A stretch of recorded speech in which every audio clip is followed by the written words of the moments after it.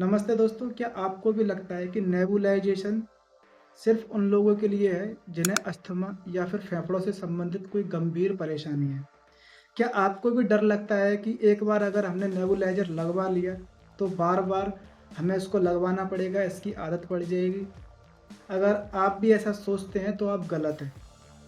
आज मैं आपको फार्मासाइट 2.0 पर बताऊँगा कि नेबुलाइज़र किस तरह से आपकी और आपके बच्चे दोनों की जान बचा सकता है। और कौन-सी वो गलतियाँ होती हैं जो कि अक्सर करके हम नेबुलाइज़र लगाते समय करते हैं, जिससे फेफड़े और भी ज़्यादा खराब हो जाते हैं।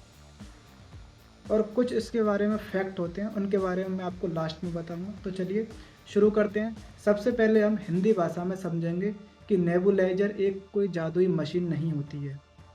ये सिर्फ़ हम उसमें जो भी दवाई डालते हैं, ये उसको फाइन मिस्ट एक बहुत बारीक भाप के रूप में बदलने का काम करती है। ये काम कैसे करती है?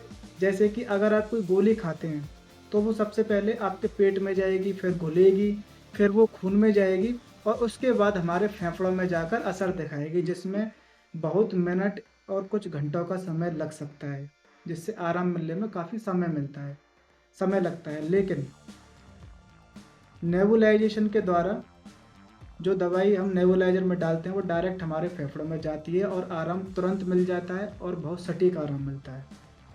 हर तरह की खाँसी में नेबुलाइज़र नहीं लगाया जाता है। कुछ बीमारियाँ होती हैं जैसे कि अगर चेस्ट में कंजेशन है, अगर छाती में कोई बलगम जमा हुआ है जो कि निकल नहीं पा रहा है, उसमें इसका इस्तेमाल करना चाहिए या फिर छाती से व्हीजिंग साउंड की आवाज़ आ रही हो जैसे कि छाती में से सीटी बजने की सी अगर आवाज़ आ रही है तो उस दौरान इसका इस्तेमाल किया जाता है। तीसरे नंबर पर शॉर्टनेस ऑफ ब्रीथिंग, अगर साँस लेने में परेशानी हो रही है, साँस लेने में बहुत ज़्यादा दिक्कत आ रही है, ऐसे बच्चों में साँस लेने पर पसलियों में गड्ढे बन जाते हैं या फिर पेट अंदर की ओर धँस जाता है, इस तरह की समस्याओं में नेबुलाइज़र मशीन का इस्तेमाल किया जाता है। अब बात करते हैं इसके लगाने का सही तरीका और कौन-सी वो गलती होती है जिससे फेफड़े और भी ज़्यादा खराब हो जाते हैं। सबसे पहले हम बात करेंगे इसको लगाने के सही तरीके के बारे में। नेबुलाइज़र में दवाई डालते समय अपने हाथों को अच्छी तरह से धोने के बाद उसमें दवाई डालनी चाहिए। दूसरे नंबर पर नेबुलाइज़र का जो मास्क लगाते हैं मुँह पे, वो ढीला नहीं होना चाहिए क्योंकि अगर मास्क ढीला होता है तो दवाई आधे से ज़्यादा बाहर निकल जाती है, जिससे 50% दवाई ही काम कर पाती है और बाकी दवाई ऐसे ही बाहर निकल जाती है। और तीसरे नंबर पे नेबुलाइज़ेशन करते वक़्त नेबुलाइज़र लगवाते समय, भाप लगवाते समय साँस लंबी गहरी लेनी चाहिए, ना कि किसी से बातचीत करनी चाहिए। अब मैं आपको बताने जा रहा हूँ वो गलती जो कि नेबुलाइज़र लगवाते समय या लगाते समय अक्सर हम लोग करते हैं।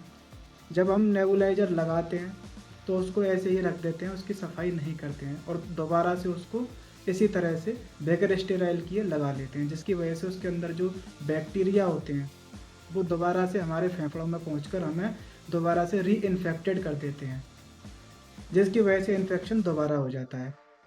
दोस्तों, हमेशा नेबुलाइज़र लगाने के बाद में उसके मास्क को और कप को गर्म पानी के साथ में धोना चाहिए, जिससे उसके अंदर का बैक्टीरिया मर जाए और हमें फंगल इन्फेक्शन की शिकायत ना हो।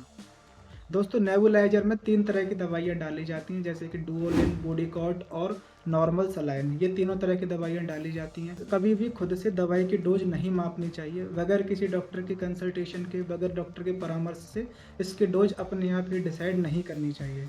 डॉक्टर से परामर्श करने के बाद में इसकी डोज़ इस्तेमाल करनी चाहिए।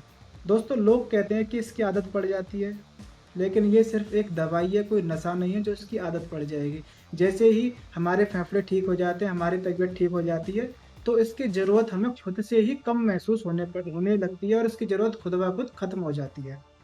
दोस्तों, नेबुलाइज़र कोई दुश्मन नहीं है बल्कि दोस्त है। अगर सही समय पर हम इसका इस्तेमाल करते हैं, तो ये हमें हॉस्पिटल जाने की नौबत से बचा सकता है। कुछ इसके फैक्ट होते हैं जिनके बारे में भी मैं आपको बताना चाहता हूँ।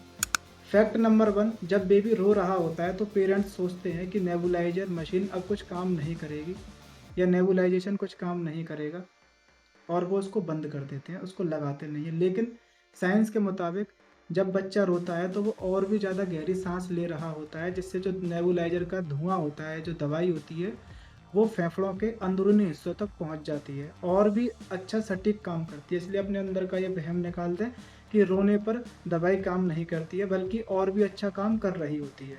फैक्ट नंबर 2, लोग कहते हैं कि गर्म पानी की भाप ले लें तो नेबुलाइजर की भी ज़रूरत क्या है। दोस्तों, नेबुलाइजर की ज़रूरत इसलिए होती है क्योंकि नेबुलाइजर के अंदर जो हम दवाई डालते हैं वो बारीक भाप में बदलकर हमारे फेफड़ों के अंदर की गहराइयों तक जाते हैं। फेफड़ों के अंदर जो छोटी छोटी बारीक सांस की नलियाँ होती हैं उनको भी खोलकर बढ़िया तरह से सांस लेने में मदद करते हैं, उनको डायलेट करती है। लेकिन जो भाप होती है वो सिर्फ नाक और गले तक ही रह जाती है, अंदर जा ही नहीं पाती है। इसलिए अस्थमा में और निमोनिया में नेबुलाइजर ही प्रेस्क्राइब किया जाता है। फैक्ट नंबर 3, अगर आप बड़े हैं तो आप मास्क का इस्तेमाल ना करें, बल्कि आप माउथ पीस का इस्तेमाल करें। माउथ पीस को मुंह में रखकर उसकी भाप लें, जिससे वो दवाई 100% आपके फेफड़ों में जाए और आराम दे।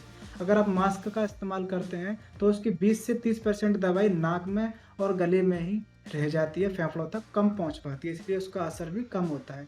बच्चों में तो मजबूरी होती है कि बच्चे मुंह से नहीं ले पाते हैं, लेकिन अगर आप बड़े हो गए हैं तो माउथ पीस से सांस लें, वो ज़्यादा बेहतर होता है।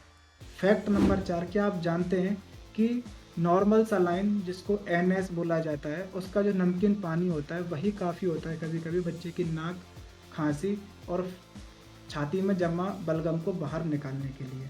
बगैर किसी स्टेरॉयड दवाई के इसका इस्तेमाल सबसे ज़्यादा सेफ होता है। अगर इससे फ़ायदा नहीं मिलता है तब जाकर किसी अन्य दवाई के जैसे कि डुओलिन, बूडीकॉट या फिर डुओलिन या बूडीकॉट जैसे रेस्पूस का इस्तेमाल कर सकते हैं। दोस्तों, इस वीडियो को हर उस माँ तक पहुँचाएँ जिनके बच्चे सर्दियों में अक्सर करके खांसी, निमोनिया जैसी परेशानियों से ग्रस्त रहते हैं। और अगली वीडियो आपको किस टॉपिक के ऊपर चाहिए, किस मशीन के ऊपर चाहिए, किस दवाई के ऊपर चाहिए, वो नीचे कमेंट करके बताएं। तब तक के लिए फार्मासाइट 2.0 चैनल को सब्सक्राइब करें। मिलते हैं अगली वीडियो में। जय हिंद।